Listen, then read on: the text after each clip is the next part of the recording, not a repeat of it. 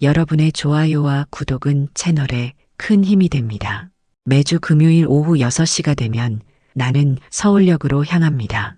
지방으로 가는 기차표를 끊고 2시간 반 정도 걸리는 여행을 시작하죠. 창밖으로 스쳐 지나가는 풍경들을 보면서 한 주간의 피로가 조금씩 풀어지는 것을 느낍니다. 서울에서의 바쁜 일상을 뒤로하고 가족이 있는 곳으로 돌아가는 시간이니까요. 공기업에서 근무하는 나에게 주말 부부라는 선택은 어쩔 수 없는 현실이었습니다. 서연이 임신했을 때부터 시작된 이 생활이 벌써 7년째죠. 처음에는 힘들었지만 이제는 익숙해진 루틴이 되었습니다. 서연과 딸 수아가 있는 지방 소도시의 작은 아파트가 나의 진짜 집이라고 생각해요. 기차에서 내려 택시를 타고 집으로 향하는 길, 항상 같은 생각을 하게 됩니다. 서연과 수아는 지금 뭘 하고 있을까? 내가 없는 동안 잘 지냈을까 하는 마음이죠. 집 앞에 도착해서 현관문을 열면 수아가 달려와서 안겨주는 순간이 일주일 동안 쌓인 스트레스를 한 번에 날려버립니다. 아빠. 수아의 맑은 목소리가 집안을 가득 채우면 서연도 부엌에서 나와서 미소를 지으며 반겨줘요. 고생했어요, 여보. 서연의 따뜻한 말 한마디가 나에게는 최고의 위로가 되죠. 이런 순간들 때문에 주중의 외로움도 견딜 수 있는 것 같습니다. 주말이면 우리 가족은 항상 같은 패턴으로 시간을 보냅니다. 토요일 아침에는 수아와 함께 근처 공원에서 자전거를 타거나 놀이터에서 놀아주고 점심시간에는 가족 모두 외식을 하죠. 서연이 좋아하는 작은 식당들을 찾아다니는 것도 우리만의 작은 즐거움이에요. 오후에는 집에서 영화를 보거나 서연과 함께 수아의 숙제를 도와주면서 평온한 시간을 보냅니다. 일요일에는 조금 더 여유롭게 지내곤 했어요. 늦잠을 자고 브런치를 먹고 동네를 산책하면서 소소한 이야기들을 나누죠. 서연이 아이돌봄 센터에서 있었던 일들을 들려주면 나도 회사에서 있었던 재미있는 에피소드들을 들려줍니다. 수아는 우리 대화 사이사이에 끼어들면서 자신만의 이야기를 풀어놓곤 했죠. 특히 서연은 아이들을 정말 좋아했습니다. 아이돌봄 센터에서 시간제로 보조 강사를 하면서 여러 아이들과 함께 시간을 보내는 것을 즐거워했어요. 오늘 5살짜리 민준이가 저한테 그림을 그려줬어요 라고 말하며 눈을 반짝이는 서연을 보면 내 마음도 덩달아 따뜻해졌습니다. 수아도 엄마가 다른 아이들과 노는 이야기를 듣는 것을 좋아했죠. 동네에서는 서연이 꽤 인기가 많았어요.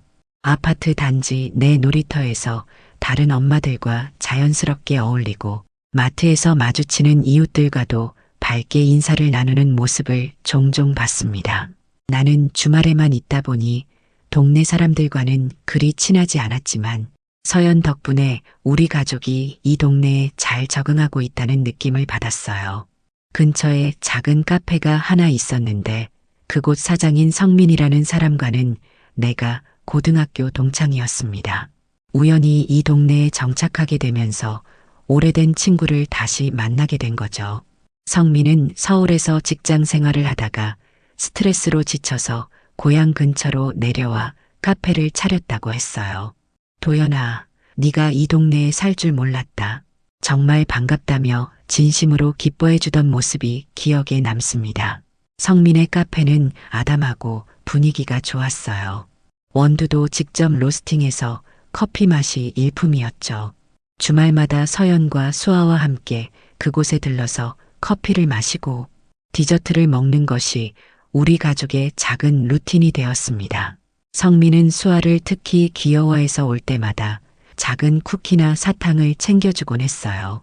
서연 씨도 아이들을 정말 좋아하시는군요. 저희 카페에 오시는 다른 엄마들도 서연 씨 이야기를 자주 해요.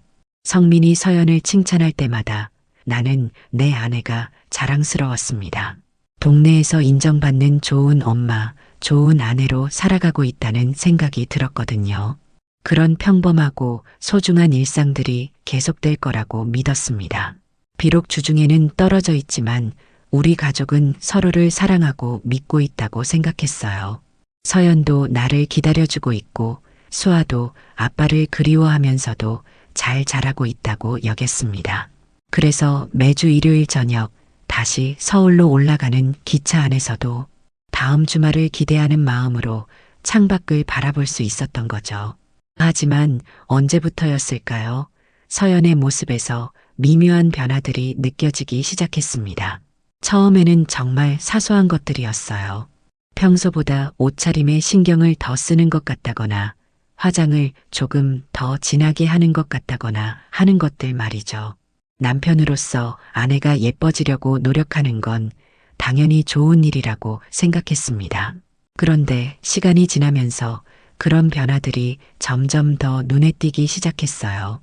내가 금요일 저녁에 집에 도착했을 때 서연은 항상 집에서 입던 편한 옷이 아니라 외출복을 입고 있는 경우가 많아졌습니다.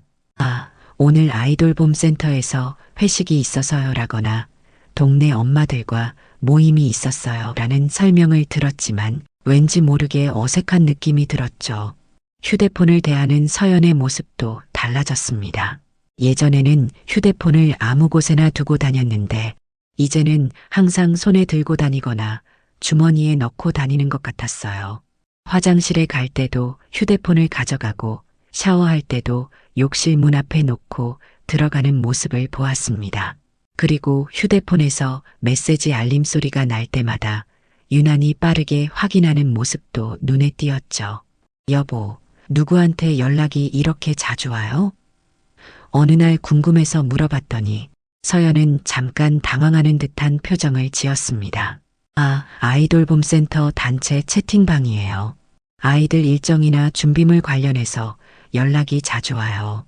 그럴듯한 대답이었지만 서연의 목소리가 평소보다 조금 높아진 것 같았어요. 주말에 함께 있을 때도 서연은 예전만큼 대화에 집중하지 않는 것 같았습니다. 내가 회사 이야기를 하거나 수아와 놀아주는 모습을 보면서도 종종 다른 생각에 빠져 있는 듯한 표정을 지었어요. 여보, 뭔 생각해요? 라고 물어보면 아무것도 아니에요. 그냥 아이돌 봄 센터 일 생각하고 있었어요 라고 대답했지만 그 표정이 왠지 모르게 아련해 보였습니다. 서연이 웃는 모습도 달라졌어요. 예전에는 내가 농담을 하거나 수아가 귀여운 행동을 할 때 자연스럽게 웃었는데 이제는 억지로 웃는 것 같은 느낌이 들 때가 있었습니다. 그리고 혼자 있을 때 휴대폰을 보면서 미소를 짓는 모습을 몇 번 목격했는데 그때의 미소는 정말 자연스럽고 밝아 보였어요. 그 차이가 나에게는 조금 서운하게 느껴졌습니다. 잠자리에서도 변화가 있었어요. 예전에는 서연이 먼저 다가와서 안기거나 손을 잡곤 했는데 이제는 그런 스킨십이 현저히 줄어들었습니다. 내가 먼저 다가가면 거부하지는 않았지만 어딘지 어색하고 의무적인 느낌이 들었어요. 피곤해요라는 말도 예전보다 자주 하게 되었고 일찍 잠자리에 드는 날이 많아졌습니다. 성민의 카페에 갔을 때도 이상한 점들이 눈에 띄었습니다. 서연과 성민이 대화하는 모습을 보면 둘 사이에 뭔가 특별한 친밀감이 있는 것 같았어요. 성민이 서연에게 말을 걸 때의 표정이나 톤이 다른 손님들과는 확실히 달랐습니다. 그리고 서연도 성민과 이야기할 때는 평소보다 밝고 활기차 보였어요. 성민이가 참 친절하네요. 수아한테도 잘해주고 집에 와서 이런 말을 했더니 서연이 네, 정말 좋은 분이에요. 동네에서도 평판이 좋아요라고 대답했습니다. 그런데 서연의 목소리에서 뭔가 특별한 감정이 느껴지는 것 같았어요. 단순히 친절한 카페 사장에 대한 호감을 넘어서는 무언가 말이죠. 이런 작은 변화들이 계속 쌓이면서 나는 점점 불안해지기 시작했습니다. 혹시 서연이 주중에 혼자 있으면서 외로움을 많이 타는 건 아닐까? 아니면 내가 너무 자주 비워서 서운함을 느끼는 건 아닐까 하는 생각들이 머릿속을 맴돌았어요. 그래서 서연에게 더 관심을 기울이려고 노력했지만 오히려 서연은 그런 내 모습을 부담스러워하는 것 같았습니다. 여보, 요즘 왜 이렇게 저한테 신경을 많이 써요? 괜찮다니까요. 서연이 이렇게 말할 때마다 나는 더욱 혼란스러웠어요. 아내가 변한 건지 아니면 내가 너무 예민하게 반응하는 건지 알 수 없었거든요. 하지만 분명한 건 예전과는 뭔가 달라졌다는 느낌이 계속해서 나를 괴롭혔다는 것입니다. 의심이 확신으로 바뀐 것은 그 화요일 오후였습니다. 회사에서 점심을 먹다가 우연히 휴대폰을 확인했는데 가족 위치 공유 앱에서 서연의 위치가 이상한 곳에 표시되어 있었어요. 평소라면 이 시간에는 집에 있거나 아이돌봄 센터에 있어야 할 텐데 표시된 위치는 전혀 다른 곳이었습니다. 처음에는 앱 오류라고 생각했어요. 이런 위치 추적 앱들이 가끔 정확하지 않을 때가 있다는 걸 알고 있었거든요. 하지만 10분 후에 다시 확인해 봐도 서연은 여전히 같은 곳에 있었습니다. 그 위치를 자세히 살펴보니 우리 동네에서 조금 떨어진 곳의 모텔 거리였어요. 심장이 빠르게 뛰기 시작했습니다. 아니다. 분명히 오해일 거야. 서연이 그런 곳에 있을 리가 없어. 하지만 아무리 부정하려고 해도 불안감은 계속 커져만 갔습니다. 점심을 제대로 먹을 수도 없었고 오후 업무에도 전혀 집중할 수 없었어요. 3시가 되어서 다시 확인해 봤는데 서연은 여전히 그 근처에 있었습니다. 이제는 앱 오류라고 생각할 수가 없었어요. 수아는 이 시간에 유치원에 있을 텐데 서연이 그런 곳에서 뭘 하고 있는 걸까요? 머릿속이 하얘졌습니다. 급하게 팀장에게 개인 사정으로 조퇴를 신청했어요. 가족이 갑자기 아파서라는 거짓말을 했습니다. 어떤 면에서는 거짓말이 아닐지도 모르겠어요. 내 마음이 이미 아프기 시작했으니까요. 회사에서 급하게 나와서 기차역으로 향했습니다. 기차 안에서 계속 위치를 확인했어요. 서연은 4시쯤까지 그 위치에 있다가 갑자기 움직이기 시작했습니다. 집 쪽으로 향하고 있었어요. 아마 수아를 데리러 유치원에 가는 시간인 것 같았습니다. 그제야 조금 안심이 되었지만 여전히 의문은 남아 있었어요. 집에 도착한 건 저녁 8시쯤이었습니다. 평소보다 훨씬 일찍 온 거죠. 서연은 깜짝 놀라면서 반겼어요. 여보, 오늘 왜 이렇게 일찍 왔어요? 목소리가 평소보다 조금 높았습니다. 회사 일이 일찍 끝나서 그냥 내려왔어. 나도 최대한 자연스럽게 대답했어요. 저녁을 먹으면서 서연에게 오늘 뭘 했는지 물어봤습니다. 오늘 어떻게 지냈어요? 그냥 평상시처럼요. 오전에는 아이돌봄 센터 가서 아이들이랑 놀아주고 오후에는 집에서 쉬었어요. 서연의 대답은 너무나 자연스러웠어요. 하지만 내가 확인한 위치 정보와는 전혀 맞지 않았습니다. 오후에 어디 나간 적은 없어요? 조금 더 구체적으로 물어봤어요. 서연이 잠깐 멈칫했습니다. 마트에 잠깐 다녀왔어요. 우유랑 빵 떨어져서. 그럴듯한 대답이었지만 모텔 거리 근처에는 마트가 없다는 걸 나는 알고 있었어요. 그날 밤 잠자리에서 서연을 바라봤습니다. 평온하게 잠든 아내의 얼굴을 보면서 온갖 생각이 머릿속을 스쳐 지나갔어요. 내가 너무 의심이 많은 건가 아니면 정말로 뭔가 일어나고 있는 건가. 하지만 위치 추적 앱은 거짓말을 하지 않습니다. 다음 날부터 나는 조금 더 자주 위치를 확인하기 시작했어요. 대부분의 시간에는 서연이 집이나 아이돌봄 센터에 있었지만 가끔씩 이상한 위치에 있을 때가 있었습니다. 항상 오후 시간대였고 수아가 유치원에 있는 동안이었어요. 가장 충격적이었던 건 그 다음 주 목요일이었습니다. 서연의 위치가 성민의 카페 근처로 표시되었는데 그 시간이 무려 3시간이나 계속되었어요. 카페에서 커피 한 잔 마시는데 3시간이나 걸릴 리는 없었습니다. 그리고 그날 저녁에 서연에게 오늘 뭐 했어요? 라고 물어봤을 때 서연은 집에서 쉬었어요 라고 대답했어요. 이제는 더 이상 우연이나 실수로 넘길 수 없었습니다. 서연이 거짓말을 하고 있다는 것이 확실해졌어요. 그리고 그 거짓말 뒤에는 분명히 뭔가 숨기고 싶은 일이 있을 거라는 생각이 들었습니다. 내 머릿속에서는 이미 최악의 시나리오들이 그려지기 시작했어요. 하지만 여전히 확신할 수는 없었습니다. 직접 눈으로 확인하기 전까지는 말이에요. 그래서 결심했습니다. 다음에 서연이 또 이상한 위치에 있으면 직접 그곳에 가서 확인해 보겠다고. 진실이 무엇이든 상관없어요. 이 의심과 불안감에서 벗어나고 싶었습니다. 그 금요일 나는 일부러 회사에서 반차를 냈습니다. 오후에 서연의 위치를 확인해 보겠다는 계획이었어요. 점심을 먹고 나서 위치 추적 앱을 확인했는데 서연이 또다시 성민의 카페 근처에 있었습니다. 이번에는 직접 가서 확인해 보기로 했어요. 기차를 타고 내려가는 동안 가슴이 계속 두근거렸습니다. 혹시 내가 너무 의심이 많은 건 아닐까? 서연이 정말로 카페에서 친구들과 수다를 떨고 있는 건 아닐까 하는 희망적인 생각도 들었어요. 하지만 동시에 최악의 상황을 대비하는 마음도 있었습니다. 역에서 내려서 택시를 탔어요. 성민 카페로 가주세요. 기사 아저씨가 그 작은 카페 말이에요? 젊은 사장이 하는? 라고 물어봤습니다. 네, 맞아요. 택시 안에서도 계속 위치를 확인했는데 서연은 여전히 그 근처에 있었어요. 카페에 도착해서 유리창 너머로 안을 들여다봤습니다. 서연이 보였어요. 하지만 혼자가 아니었습니다. 성민과 함께 앉아 있었어요. 둘이 마주보고 앉아서 대화를 나누고 있는 모습이었는데 그 분위기가 단순한 친구 사이의 대화 같지는 않았습니다. 성민이 서연의 손을 잡고 있었어요.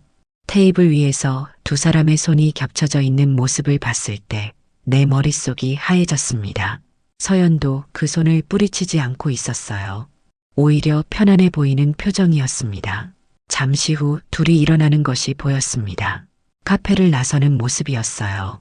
나는 급하게 택시 뒤로 숨었습니다.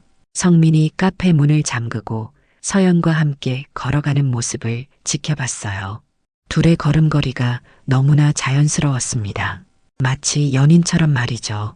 그들이 향한 곳은 카페에서 두 블록 떨어진 작은 모텔이었습니다. 내가 위치 추적 앱에서 봤던 그 모텔 거리의 한 곳이었어요. 성민이 모텔 앞에서 서연과 잠깐 이야기를 나누더니 둘이 함께 안으로 들어가는 것을 봤습니다. 그 순간 온몸에 힘이 빠지는 것을 느꼈어요. 다리가 후들거리고 가슴이 터질 것 같았습니다. 이제 더 이상 의심할 여지가 없었어요. 내 아내와 내 친구가 불륜을 저지르고 있다는 것이 명백해진 순간이었습니다. 모텔 앞에서 1시간 정도 기다렸습니다. 정확히는 기다린 게 아니라 그냥 멍하니 서 있었어요. 아무 생각도 할 수 없었습니다. 7년 동안 믿고 살아온 아내, 고등학교 때부터 친구였던 성민. 이 두 사람이 나를 배신했다는 현실을 받아들이기가 쉽지 않았어요. 1시간 후쯤 그들이 나왔습니다. 서연의 머리가 조금 흐트러져 있었고 옷매무새도 어딘가 어색해 보였어요. 성민은 서연의 어깨에 손을 얹으면서 뭔가 말을 하고 있었습니다. 서연은 고개를 끄덕이며 대답하고 있었어요. 그들이 헤어지는 모습까지 봤습니다. 성민은 카페 쪽으로 돌아가고 서연은 집 방향으로 걸어갔어요. 서연이 걸어가는 뒷모습을 보면서 이상한 감정이 들었습니다. 분노보다는 허탈감이 더 컸어요. 이 모든 게 꿈이었으면 좋겠다는 생각이 들었습니다. 나는 그날 집에 들어가지 않고 근처 찜질방에서 밤을 보냈어요. 서연의 얼굴을 보면 어떤 반응을 보일지 확신이 서지 않았거든요. 화를 낼지, 울어버릴지 아니면 아무것도 못하고 멍하니 있을지 알 수 없었습니다. 찜질방에서 밤새 생각했어요. 이제 어떻게 해야 할까? 당장 서연에게 따져 물어야 할까? 아니면 좀 더 증거를 수집해야 할까? 성민에게는 뭐라고 말해야 할까? 수아는 어떻게 해야 할까? 머릿속이 복잡했습니다. 다음 날 아침 일찍 서울로 올라갔어요. 서연에게는 회사에서 급한 일이 생겨서 토요일에도 출근해야 한다고 문자를 보냈습니다. 서연은 고생 많아요. 조심히 다녀와요라고 답장을 보냈어요.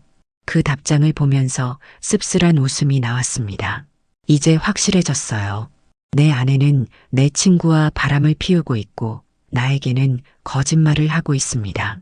이 상황을 어떻게 처리해야 할지는 아직 확실하지 않지만 한 가지는 분명했어요. 이대로 넘어갈 수는 없다는 것. 그들이 나를 바보로 만든 것에 대한 대가를 치르게 해야겠다고 생각했습니다. 진실을 알고 나니 더 많은 것들이 보이기 시작했습니다. 서연의 행동 패턴을 자세히 관찰해 보니 성민과 만나는 요일과 시간이 어느 정도 정해져 있다는 것을 알 수 있었어요. 주로 화요일과 목요일 오후, 그리고 가끔 금요일이었습니다. 모두 수아가 유치원에 있는 시간대였죠. 하지만 뭔가 이상한 점도 있었어요. 서연의 표정을 자세히 보면 행복해 보이지 않았습니다. 불륜을 저지르는 사람치고는 너무 우울해 보였어요. 가끔 멍하니 창밖을 바라보거나 한숨을 쉬는 모습도 자주 목격했습니다. 단순한 불륜이라면 좀 더 들뜬 모습을 보일 것 같은데 서연은 오히려 무거운 짐을 지고 있는 것 같았어요. 어느 날 우연히 서연의 휴대폰을 봤습니다. 서연이 샤워하는 동안 침대 위에 놓인 휴대폰에서 메시지 알림이 왔는데 성민의 이름으로 된 메시지였어요. 화면 미리 보기로 일부가 보였는데 내일 꼭 와야 해. 안 오면 어떻게 될지 알지? 라는 내용이었습니다. 그 메시지를 보는 순간 뭔가 이상하다는 생각이 들었어요. 연인 사이라면 이런 식으로 협박하듯이 말하지는 않을 텐데요. 마치 서연을 강요하고 있는 것 같은 느낌이었습니다. 혹시 서연이 원해서 하는 일이 아닌 건 아닐까 하는 의심이 들기 시작했어요. 며칠 후 또 다른 단서를 발견했습니다. 서연이 잠든 사이에 휴대폰을 확인해 봤는데 성민과의 대화 내용 중 일부를 볼 수 있었어요. 제발 그만해요. 이제 그만하고 싶어요라는 서연의 메시지와 아직 끝나지 않았어. 네가 원해서 시작한 일인데 이제 와서 그만하겠다고? 라는 성민의 답장이 있었습니다. 점점 상황이 명확해졌어요. 이건 단순한 불륜이 아니었습니다. 성민이 서연을 협박하고 있는 거였어요. 어떤 약점을 잡고 서연을 조종하고 있는 것 같았습니다. 서연이 우울해 보이고 힘들어하는 이유를 알겠더라고요. 더 자세한 내용을 알기 위해 서연의 휴대폰을 더 자세히 뒤져봤습니다. 삭제된 메시지들도 복구해서 확인했어요. 그 결과 충격적인 사실을 알게 되었습니다. 성민이 서연과 관계를 가진 후 몰래 촬영한 사진들을 가지고 있다는 것, 그리고 그 사진들을 미끼로 서연을 계속 협박하고 있다는 것이었습니다. 이 사진들이 내 남편한테 가면 어떻게 될까? 아니면 동네 사람들이 보면? 성민의 메시지들은 점점 더 노골적이고 악랄해졌어요. 네가 먼저 유혹했잖아. 이제 와서 피해자 코스프레 하지 마. 이런 내용들을 보면서 분노가 치밀어 올랐습니다. 서연의 답장들을 보니 처음에는 저항했던 것 같았어요. 한 번의 실수였어요. 제발 지워주세요라거나 가족이 있다는 걸 알잖아요라는 메시지들이 있었습니다. 하지만 성민의 협박이 계속되면서 점점 굴복하게 된 것 같았어요. 가장 충격적이었던 건 성민이 보낸 사진이었습니다. 서연과 함께 있는 모습을 촬영한 것인데 서연의 얼굴이 선명하게 나와 있었어요. 이런 사진이 퍼지면 서연의 인생이 망가질 수도 있겠다는 생각이 들었습니다. 성민이 얼마나 치밀하게 계획했는지 알 수 있었어요. 더 충격적인 것은 성민이 돈까지 요구하고 있다는 사실이었습니다. 이번 달 용돈이 부족해. 50만 원 정도 있으면 좋겠는데 라는 메시지가 있었고 서연이 어떻게 그런 돈을 구해요라고 답한 것도 보였습니다. 그러자 성민은 방법은 네가 알아서 찾아. 안 그러면 어떻게 될지 알지? 라고 협박했어요. 이제 전체 상황이 그려졌습니다. 처음에는 서연이 일시적인 유혹에 빠져서 성민과 관계를 가졌을지도 모르죠. 하지만 그 후로는 성민의 협박 때문에 어쩔 수 없이 계속 만나고 있었던 거예요. 서연도 피해자인 셈이었습니다. 하지만 동시에 배신감도 무시할 수 없었어요. 아무리 협박을 받았다고 해도 처음에 관계를 가진 것은 서연의 선택이었으니까요. 그리고 나에게 도움을 요청할 수도 있었는데 혼자서 끙끙 앓고 있었던 것도 이해하기 어려웠습니다. 이제 어떻게 해야 할지 결정해야 했어요. 서연을 도와서 성민의 협박에서 벗어나게 해줄 것인지 아니면 둘 다 처벌해야 할 것인지. 하지만 한 가지는 확실했습니다. 성민이라는 인간은 절대로 용서할 수 없다는 것. 내 친구였던 사람이 이런 비열한 짓을 했다는 것이 믿기지 않았지만 증거는 명확했어요. 모든 진실을 알고 난 후 나는 감정을 조절하는 것이 가장 어려웠습니다. 당장 달려가서 성민의 목을 조르고 싶은 충동과 서연에게 모든 것을 털어놓고 싶은 마음이 동시에 들었어요. 하지만 섣부른 행동으로 상황을 더 악화시키고 싶지는 않았습니다. 이번에는 철저하게 준비해서 완전히 끝내기로 했어요. 첫 번째로 한 일은 변호사를 찾는 것이었습니다. 서울에서 상간소송과 형사사건에 경험이 많은 변호사를 수소문해서 상담을 받았어요. 협박죄와 성적 자기결정권 침해, 그리고 상간행위에 대한 손해배상까지 모두 가능합니다라는 변호사의 말을 듣고 조금 안심이 되었습니다. 변호사는 증거 수집의 중요성을 강조했어요. 감정적으로 대응하지 마시고 법적으로 완벽하게 대응하세요. 그래야 상대방이 완전히 무너집니다. 그 말이 마음에 와 닿았어요. 감정적으로 폭발하는 것보다는 차근차근 준비해서 법적으로 완벽하게 처리하는 것이 더 효과적일 거라는 생각이 들었습니다. 집에 돌아가서는 평소와 똑같이 행동했어요. 서연에게도 아무것도 들키지 않게 조심했습니다. 오히려 더 다정하게 대했어요. 요즘 피곤해 보이는데 괜찮아요? 무슨 고민 있으면 언제든 말해요. 이런 식으로 말하면서 서연의 반응을 살폈습니다. 서연은 그럴 때마다 미안한 표정을 지었어요. 고마워요, 여보. 그냥 아이돌봄 센터 일이 좀 힘들어서요. 거짓말을 하면서도 미안해하는 서연을 보면서 복잡한 감정이 들었습니다. 한편으로는 불쌍하다는 생각도 들었지만 동시에 배신감도 지울 수 없었어요. 증거 수집은 생각보다 어렵지 않았습니다. 서연의 휴대폰에 있는 메시지들을 모두 캡처해서 백업해 두었고 성민과의 통화 내용도 녹음했어요. 위치 추적 기록들도 모두 정리해서 파일로 만들었습니다. 변호사가 말한 대로 완벽한 증거를 준비하고 있었어요. 성민에 대한 추가 조사도 진행했습니다. 카페 운영 상황이나 재정 상태를 알아봤는데 생각보다 상황이 좋지 않다는 것을 알 수 있었어요. 카페 매출도 저조하고 대출도 상당히 많이 받은 상태였습니다. 아마 그래서 서연에게 돈까지 요구했던 것 같아요. 성민의 과거도 조사해 봤습니다.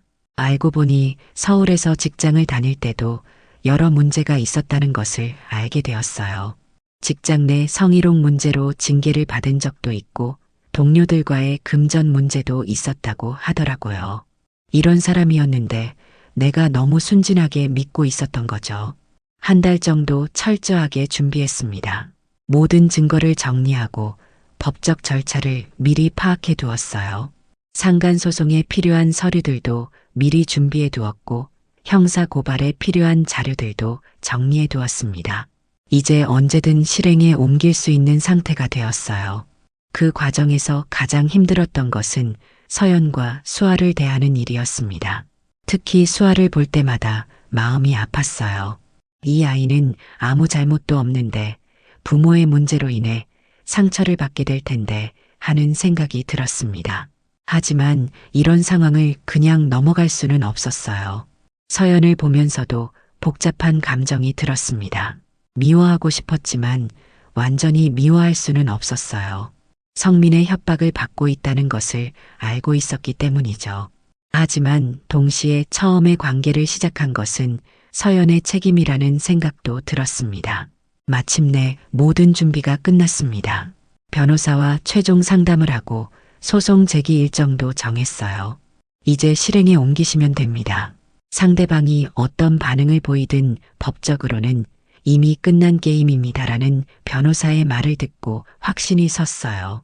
그날 밤 서연과 수아가 잠든 후 나는 오랫동안 그들을 바라봤습니다. 내일부터는 모든 것이 달라질 거예요. 이 평온한 일상도 끝나고 우리 가족도 산산조각 날 것입니다. 하지만 이미 돌이킬 수 없는 강을 건넜어요. 이제는 끝까지 가야 했습니다. 드디어 실행에 옮기는 날이 왔습니다. 월요일 아침 일찍 변호사 사무실에 가서 모든 서류를 제출했어요. 성민에 대한 상간소송과 협박죄 고발, 그리고 서연과의 이혼 신청까지 동시에 진행했습니다. 이제 되돌릴 수 없습니다. 끝까지 가야 해요라는 변호사의 말을 듣고 각오를 다졌어요. 첫 번째 타격은 성민에게 갔습니다. 법원에서 소장이 송달되자마자 성민이 전화를 걸어왔어요. 도연아, 이게 뭐야? 갑자기 소송이라니. 목소리가 떨리고 있었습니다. 성민아, 내가 다 알고 있어. 더 이상 변명하지 말라고 차갑게 대답했어요. 성민은 처음에는 부인하려고 했습니다. 무슨 소리야? 나는 서연 씨와 그런 관계가 아니야. 하지만 내가 가지고 있는 증거들을 하나씩 언급하자 목소리가 점점 작아졌어요. 카페에서 손잡고 있던 것, 모텔에 함께 들어가는 것, 협박 메시지들까지 다 있어라고 말하자 완전히 말문이 막혔습니다. 그 다음은 서연에게 말할 차례였습니다. 저녁에 집에 와서 수아를 재운 후 서연과 마주 앉았어요. 서연아, 우리 이야기 좀 하자. 서연의 얼굴이 창백해졌습니다. 아마 뭔가 들킨 것 같다는 느낌이 들었나 봐요. 성민이와의 일 내가 다 알고 있어. 이 말을 하는 순간 서연이 무너져 내렸습니다. 여보, 미안해요. 정말 미안해요. 눈물을 흘리면서 사과하는 서연을 보니 마음이 아팠지만 이미 결정한 일이었어요. 미안하다고 해서 해결될 일이 아니야라고 말했습니다. 서연은 모든 상황을 털어놓았어요. 처음에는 성민이 친절하게 다가와서 상담을 해준다고 했는데 점차 선을 넘기 시작했다고 했습니다. 처음에는 거절했는데 계속 설득하더라고요. 그리고 한 번 관계를 가진 후에는 사진으로 협박하기 시작했어요. 서연의 말을 듣고 있으니 성민에 대한 분노가 더욱 커졌어요. 왜 나한테 말하지 않았어? 이 질문에 서연은 어떻게 말해요? 남편한테 바람 피웠다고 말할 수 있겠어요? 라고 대답했습니다. 이해할 수 있는 마음이었지만 결국 그 선택이 상황을 더 악화시켰죠. 이제 이혼 절차를 밟을 거야. 수아 양육권은 내가 가져갈 거고 법적 절차는 생각보다 빠르게 진행되었습니다. 성민은 처음에는 변호사를 선임해서 맞서려고 했지만 증거가 너무 명확해서 변호사도 합의를 권했어요. 이 정도 증거면 재판에서 이길 가능성이 거의 없습니다. 손해배상 금액이라도 줄여보는 게 낫겠어요 라고 했다고 하더라고요. 성민의 카페는 곧 문을 닫았습니다. 손해배상금을 마련하기 위해 카페를 매각해야 했거든요. 하지만 카페 매각 대금으로도 부족해서 성민의 어머니 집까지 담보로 잡혔어요. 성민의 어머니가 찾아와서 제발 용서해달라고 빌었지만 이미 법적 절차가 진행 중이라 돌이킬 수 없었습니다. 협박죄로 인한 형사처벌도 뒤따랐어요. 성민은 징역 1년에 집행유예 2년을 선고받았습니다. 그리고 성범죄자로 등록되어서 아이들과 관련된 일은 할 수 없게 되었어요. 카페 사장으로서의 꿈도 완전히 끝난 거죠. 서연과의 이혼도 빠르게 진행되었습니다. 서연이 모든 책임을 인정하고 재산 분할이나 위자료 청구도 포기했기 때문이에요. 수아의 양육권도 내가 가져왔습니다. 서연은 수아만큼은 잘 키워달라고 부탁했어요. 모든 법적 절차가 끝나고 나니 허무한 기분이 들었습니다. 원했던 복수는 이뤘지만 그 과정에서 잃은 것들도 많았어요. 가족도 잃었고 오랜 친구도 잃었습니다. 하지만 후회는 없었어요. 그들이 나를 배신한 것에 대한 정당한 대가를 치르게 한 거니까요. 성민은 모든 것을 잃고 고향을 떠났다고 들었습니다. 신용불량자가 되어서 정상적인 경제활동도 할 수 없는 상태가 되었어요. 서연도 동네에서 더 이상 살 수 없어서 다른 도시로 이사를 갔습니다.